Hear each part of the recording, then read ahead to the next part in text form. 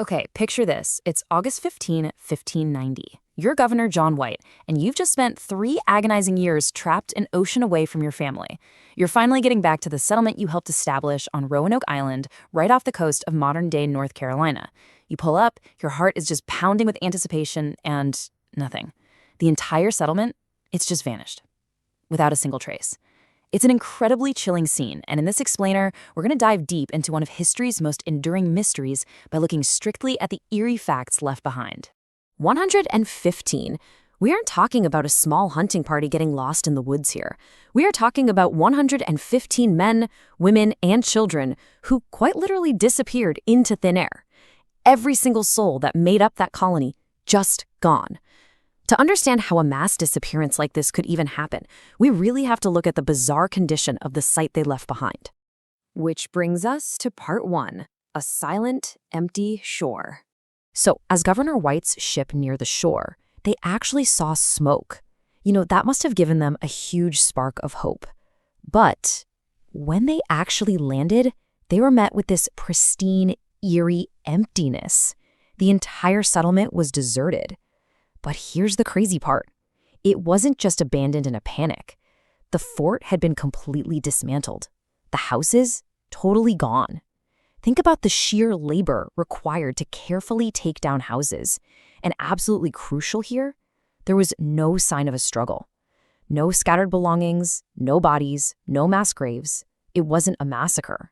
It was a quiet, deliberate erasure of 115 people.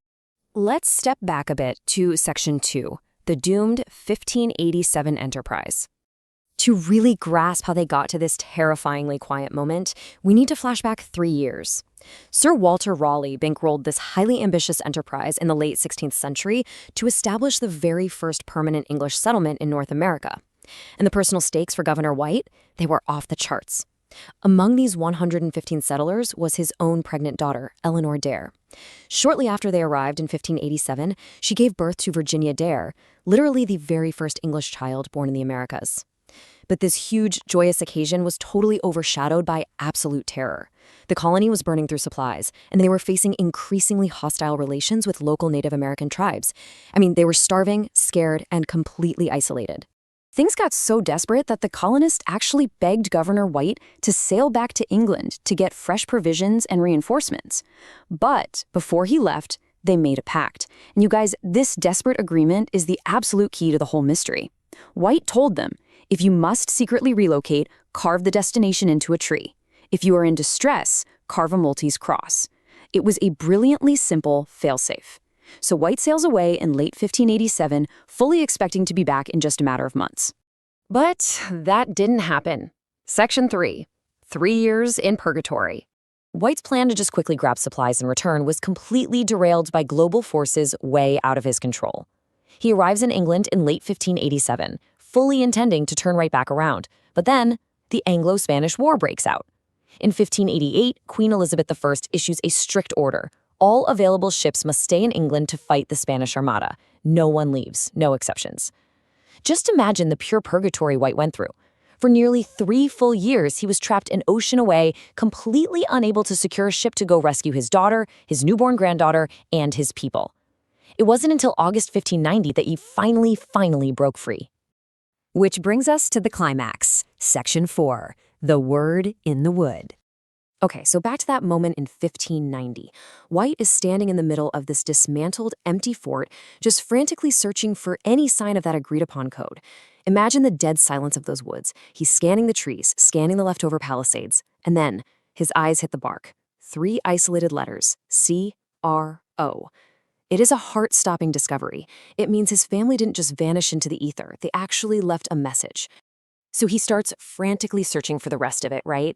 The tension is just peaking as he spots a heavy wooden post that used to be part of the palisade. And there, carved deeply into the wood, is the full cryptic word, Croatoan. That's it, just the single word echoing out from the abandoned timber. Now here is the chilling anomaly that has kept historians awake at night for centuries. Remember the pact? They agreed to carve the destination name, and crucially, a Maltese cross, if they were in distress or under attack. But what White actually found was just the word Croatoan, with absolutely no cross anywhere. It was deliberately absent. Think about that.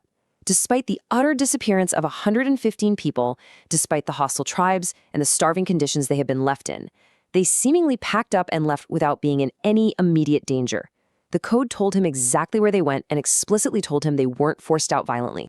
Moving to our final section, swallowed by the storm.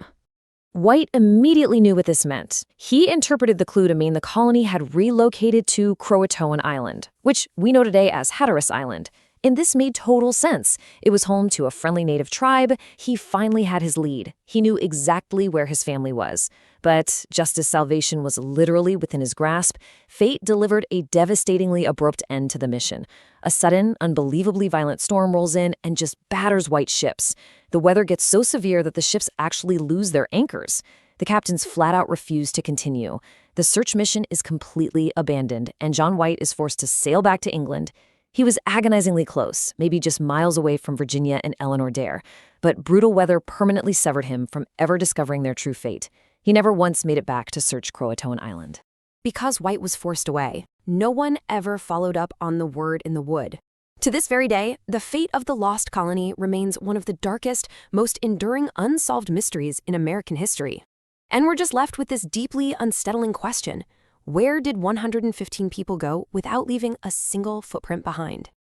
Thanks for diving into this historical explainer with me. Keep asking questions, and I'll catch you next time.